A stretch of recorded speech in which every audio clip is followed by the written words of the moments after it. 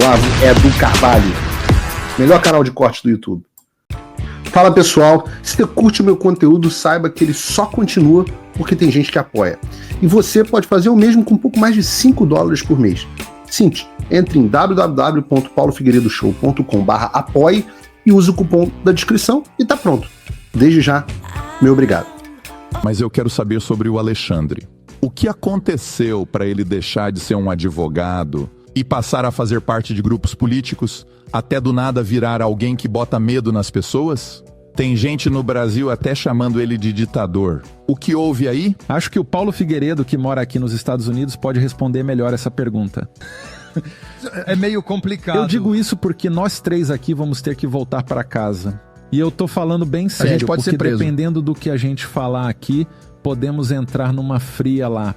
Eu lembro quando estávamos juntos em Bruxelas, no Parlamento Europeu, falando sobre a censura no Brasil e tudo mais. Quando a gente voltou, o meu nome tinha sido adicionado no relatório da Polícia Federal. Não sei o de vocês, mas todo mundo aqui está sendo investigado. Assim como o Elon Musk, então quando o Alexandre de Moraes não gosta de alguém, ele abre uma investigação contra essa pessoa. Então eu acho que é melhor o Paulo por exemplo, falar. Patrick, um dia depois que falamos com o Elon Musk sobre o Space no X, no dia seguinte Esse é o Space do Twitter do Mário Naufal, né? Exatamente. Ele faz um trabalho Obrigado, fenomenal. Mário. A propósito, ele está fazendo Ele muito tá pelo mesmo, Brasil, está verdade. nos dando voz. Então, um dia depois disso, eles abriram uma investigação contra mim porque eu chamei o Lula de ladrão. Então, é E isso é que verdade. eles fazem. Se você disser qualquer coisa que talvez seja perigoso para eles, eles abrem uma investigação e tentam te pressionar, sabe? E eu imagino que nem sempre o Brasil foi assim. Não foi. Ok, então quando isso mudou, é isso que eu quero saber. É isso que o Paulo Ok, vai te quando isso responder. mudou, então? Bom, vamos lá. Ele tem uma história bem interessante. Ele nunca foi conservador, mas o Brasil não teve conservadores por muito tempo. Nós tínhamos a esquerda e a centro-esquerda. Então tínhamos o Partido dos Trabalhadores, né, que é uma galera mais socialista, das antigas, e tínhamos a centro-esquerda, que era mais como a social-democracia europeia. Então, o Brasil foi alternando entre esses dois partidos por um tempo. Acho que podemos colocar um período desde o meu avô até o pai dele. E aí veio o pai dele e mudou tudo. O histórico dele é que ele era, como se diz, secretário de segurança. Era de segurança, né? Segurança pública no estado de São Paulo. E aí, quando a Dilma Rousseff sofreu o impeachment, ele foi chamado para ser o ministro da Justiça para o vice-presidente da Dilma, que depois se tornou presidente, um senhor chamado Michel Temer.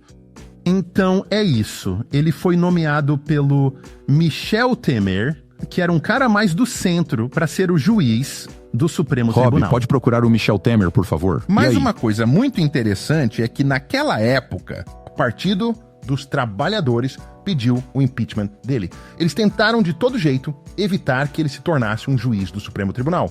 Eles realmente eram muito contra. Mas em 2019 o cenário dá uma mudada. O Jair Bolsonaro foi eleito em 2018, mas ele assumiu o cargo em 2019.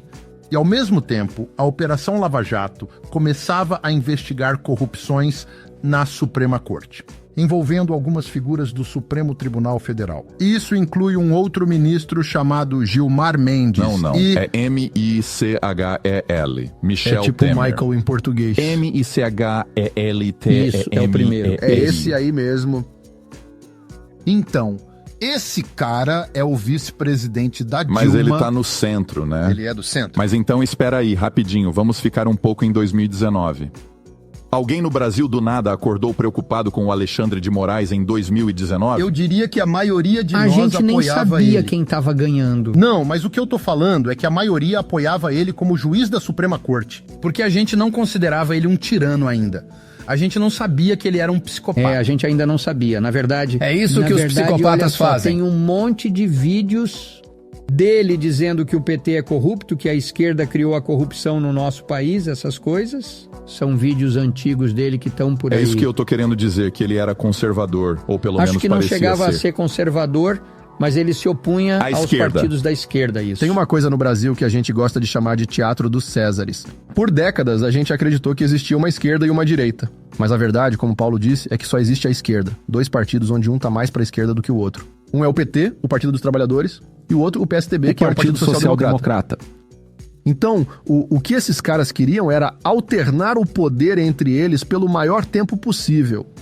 E esse cara, o Alexandre de Moraes, fazia parte de um dos partidos não tão de esquerda. Ele era como se fosse o representante do partido.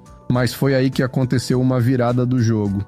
Por causa da internet, as pessoas começaram a dizer o que pensavam e a debater online. E por isso conseguimos eleger o Bolsonaro. Na Câmara dos Deputados, o Bolsonaro ele era o que chamamos de baixo clero, era um deputado de baixo escalão. Era um cara isolado. E graças à internet ele conseguiu espalhar a palavra dele e ele disse exatamente o que a gente estava pensando, mas não podia falar. E aí as pessoas começaram a seguir ele aonde quer que ele fosse. Ele ia para um aeroporto e apareciam milhares de pessoas só para carregar ele no ombro. E o sistema começou a ficar preocupado. Falaram, ei, peraí, quem é esse cara de fora que tá tentando abrir caminho aqui no meio? A gente já sabe quem vai ser o próximo presidente. E o Alexandre de Moraes fazia parte do grupo do próximo presidente. Mas então aconteceu aquela virada no jogo e conseguimos eleger o Bolsonaro. Foi muito parecido com o Donald Trump aqui. Mas com muito menos dinheiro. Né, a gente não tinha quase nada de dinheiro, foi só com o nosso trabalho duro. Na verdade, só para prestar contas, o meu pai não gastou nem $1 milhão na campanha dele em 2018. E eu tô sendo muito conservador. Eu diria, sei lá, talvez metade desse valor. Mas de verdade, foi um fenômeno, foi realmente um fenômeno. Mas deixa eu perguntar, o seu pai já conhecia ele antes de ser presidente? Isso. Eu acho que não. Antes de ele ser presidente, não? Tudo bem. Mas também, ninguém achava que o Bolsonaro ganharia. Quer dizer, ninguém acreditava nele. Você já ouviu? Ninguém tava botando fé nele. O povo tava fazendo piada, falando, meu Deus, como assim o Bolsonaro quer ser presidente? Era deboche, foi exatamente a mesma coisa que rolou com o Trump. Mas tem uma diferença, porque quando as pessoas dizem tipo Trump, a diferença é que o Trump já era famoso. É isso aí. Ele já aparecia na TV há muito tempo. O seu pai era famoso no Brasil? Não, meu pai não era famoso. Ele era meio famoso por aparecer em uns programas de televisão. Na verdade, a ascensão do meu pai foi exatamente quando a esquerda estava implantando uma estratégia que era para incentivar o uso do politicamente correto. Então, o meu pai foi acusado de ser racista, nazista, fascista, homofóbico, isso todas tudo essas antes coisas. De concorrer? Isso, antes de concorrer. E por causa disso, ninguém estava dando muita bola pro meu pai. Então ele só continuou fazendo o que ele estava fazendo, falando o que pensava. E ele começou a rodar pelo país inteiro porque ele falava que se a Dilma Rousseff, que não é inteligente, e eu tô sendo muito educado, se ela foi reeleita, se ela conseguiu ser reeleita como presidente do Brasil, por que não eu? Então ele começou a viajar pelo país, fazendo alguns programas de rádio e TV. Isso foi em 2018 ou 17? Acho que foi... Foi 16 ou 17 Isso mesmo. Aí. Então ele começou a falar sobre as políticas que ele achava que eram problemáticas no Brasil em 2016. Sim. Isso. Ele aparecia em programas de TV populares, incluindo programas que não eram sobre política. Mas olha só, ou uma coisa importante é que muitos desses programas chamavam ele para tirar sarro. Pra debochar dele. Eles tiravam sarro da cara dele. Mas essa é a desconexão que existe entre a mídia tradicional e a população.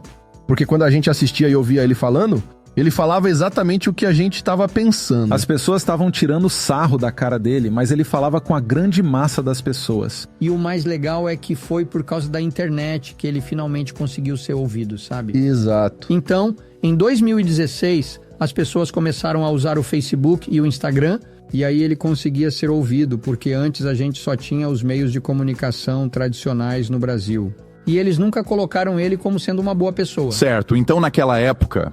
ele estava meio que agindo nos bastidores, ninguém estava prestando atenção, né?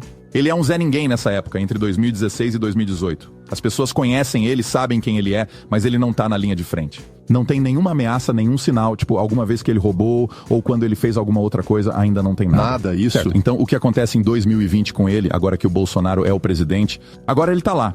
Ele venceu de 2019 até 2022. O que acontece com ele agora, a portas fechadas? Então, em 2019, quando o Bolsonaro foi eleito, ao mesmo tempo, a Lava Jato começava a investigar juízes do Supremo Tribunal. Então, no começo... O Lula ainda não tinha sido preso, né? Ou já ainda tinha? não tinha sido. Ele ainda passou tava 520 dias na cadeia. Deveria Isso cumprir mesmo. 10 a 12 anos, mas cumpriu 520. Mas naquela época, Complicado. a Operação Lava Jato estava começando a investigar o judiciário. Mas aí aconteceu uma coisa. O judiciário fez um negócio muito interessante. Rob, puxa a Operação Lava Jato. Continua, por favor. Eles fizeram uma coisa muito, muito interessante. Eles decidiram... Bom, na verdade, existe uma cláusula nos estatutos internos da Suprema Corte que diz que se um crime ocorrer dentro das dependências do tribunal, nós podemos abrir uma investigação por conta própria. É como um tribunal abrindo uma investigação. O Supremo Tribunal dos Estados Unidos tem a mesma estrutura. Isso. Então eles podem abrir uma investigação. Isso foi pensado para investigar crimes internos, tipo se alguém roubar a corte. Nos Estados Unidos, por exemplo, eles abriram isso para investigar quem vazou a revogação do Roe versus Wade, certo? Mas no Brasil eles disseram, bom, se as pessoas estão falando coisas contra nós na internet, e se a internet está em todo lugar, então ela está dentro das instalações do tribunal. Então a gente pode abrir uma investigação sobre essas pessoas que estão tentando difamar o Supremo Tribunal. E aí, eles começaram a censurar artigos, inclusive o artigo de uma revista, e falava que um dos ministros do Supremo Tribunal estava envolvido em corrupção com uma construtora grande no Brasil. E eles censuraram isso. E esse foi o começo do que eles chamaram de CPI das fake news. Essa é a mesma investigação que foi aberta em 2019. Foi isso. Foi assim que começou. E esse projeto de lei ainda está aberto, todos nós estamos sendo investigados. Já tem muitos anos. Há anos, até o Elon Musk está sendo investigado por esse projeto. É verdade, ele está. O Michael Schellenberger está sendo investigado lá também. Enfim, todo mundo. E eles emitiram medidas, mandaram algumas pessoas para prisão, mas por enquanto é só um projeto de lei. Ainda não é um processo. Ninguém foi acusado por 5 anos. Mas eles invadiram a casa das pessoas, Sim, confiscaram passaportes. Mas uma coisa que é interessante para os Estados Unidos é apontar que, ao mesmo tempo... Olha, o Elon Musk vai ser investigado por notícias falsas e obstrução no Brasil após uma ordem do Supremo Tribunal. Qual é a data disso, Isso Robert? deve ter mais ou menos Deve um ter mês. umas 2 semanas. Tá, então você tá dizendo que isso foi em abril, tá? Isso foi há um mês. Ok, enquanto eles estavam falando isso, esse Alexandre, ele já estava manipulando tudo pelos bastidores ou ainda não? Bom, ele se tornou o homem mais poderoso do Brasil por enquanto, e de longe. Porque, olha, essa é uma investigação interessante para os espectadores dos Estados Unidos também. Porque, ao mesmo tempo, nos Estados Unidos, principalmente a esquerda e o Deep State estavam discutindo como lidar com o problema da internet que o Nicolas mencionou. O Trump foi eleito através da internet e o Bolsonaro também foi pelo mesmo motivo. Também tivemos a gente aqui também foi... Esses caras também e vários congressistas, rolou uma mudança drástica no Partido Republicano. Também rolou o Brexit, tivemos aquilo na Hungria, enfim, aconteceram todas essas mudanças ao redor do mundo. Então foi como se a elite política começasse a ver o que eles poderiam fazer para mudar isso. Então agora, se você lê o relatório do Complexo Industrial de Censura da Comissão Judiciária da Câmara, você vai encontrar isso. Lá está registrado que a administração Biden estava tendo discussões com as empresas de mídia social sobre como fazer para censurar e moderar determinados tipos de opinião. Extremistas. E podem acreditar, isso é um registro público, não é teoria da conspiração, nem nada assim, eu não gosto dessas coisas. Mas eles enviaram oficiais do FBI e do Departamento de Justiça para terem reuniões no Brasil com o TSC. E essas reuniões eram para tentar explicar como, entre aspas, combater a desinformação. E isso foi meio que foi a mesma coisa. Quando foi em que aconteceu 2019. E isso era registro público. Isso foi em 2019, então antes do Biden se tornar presidente. Exatamente. E alguém da elite política estava reagindo? Sim, o Deep State estava tentando reagir. Bom, todo mundo aqui tem uma noção do quanto o Trump sofreu com o FBI enquanto ele era presidente, né? Então é meio que para isso que o Deep State está lá, né? Não importa quem ganha, eles vão estar lá de qualquer forma. Vocês diriam que agora ele é o homem mais poderoso do Com Brasil? certeza. De longe. Mesmo sendo temido? Porque ele pode fazer o que ele bem entender. E aí eu te pergunto, você vai apelar para quem? Não tem ninguém que está acima do Supremo Tribunal. Se eles decidem uma coisa, todo mundo pode ver que beleza, isso não é a favor da Constituição, mas ele simplesmente não se importa. Ele não se importa com o que a lei diz, ele faz o que quer. Mas tudo bem, isso é ilegal. E agora, o que a gente pode fazer? Esse é o problema, é por isso que a gente está aqui. Eu não estou super feliz aqui debatendo sobre as questões internas do Brasil. Mas pelo menos estamos alertando nossos amigos aqui nos Estados Unidos para eles se prevenirem e não deixarem esse vírus brasileiro chegar aqui. Mas essa é a parte mais difícil. Como a gente pode reagir contra alguém que faz isso de dentro do Supremo Tribunal? Pois é. Por exemplo, durante as eleições presidenciais, o pai dele, Bolsonaro, não estava autorizado a fazer lives da própria... Como chama mesmo? A casa governamental que ele estava morando. A residência oficial. Isso, a residência oficial. Isso também aconteceu com o Trump. Sim, eles fizeram isso com o Trump também. Por exemplo, na eleição eu publiquei um vídeo dizendo que se o Lula fosse eleito presidente, ele com Foi um certeza vídeo de brincadeira iria sobre o legalizar aborto. e também iria legalizar as drogas. E eu recebi uma multa de cerca de 10 mil dólares porque eu tinha feito isso. Agora, neste momento, a gente tem 2 ministras mulheres que foram nomeadas pelo Lula depois da eleição e as 2 apoiam o aborto. Então, o Supremo Tribunal começou a votar sobre o aborto. E eles também estão falando sobre drogas. Então, eu estava certo. E mesmo assim, eu fui multado por isso. 10 mil E dólares? quem vai? 10 mil. E a quem eu vou recorrer? Mas vamos continuar no Alexandre de Moraes. E eu sei que vocês não querem falar disso porque vão voltar para o Brasil e ele não quer voltar. Mas aqui eu vai quero uma voltar pergunta. sim. Ele quer voltar sim. Vamos Acho que acreditar. entendi o que você está querendo saber. Como que o Alexandre... Se você, como eu, tá dormindo mais tranquilo agora que o Trump voltou à presidência, ótimo. Mas e o Brasil? Nosso país continua no buraco. A volta do Trump nos dá esperança, mas as coisas não vão se resolver sozinhas. Vai ser preciso muito trabalho, meu e seu. E não adianta xingar muito nas redes sociais achando que isso resolve alguma coisa. Não tem salvador da pátria, não tem um político que vai resolver por você. A responsabilidade é sua. Eu larguei tudo para me dedicar a isso. E você? Como você pode ajudar sem abandonar as suas obrigações? Simples.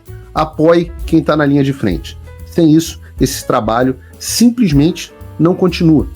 Acesse www.paulofigueiredoshow.com/apoie e com a partir de $5 por mês, garanta que isso siga em frente. Se puder ir além, torne-se meu patrono Gold e participe do meu grupo privado e ajude a definir as minhas próximas pautas. A diferença entre vencer e perder está na ação.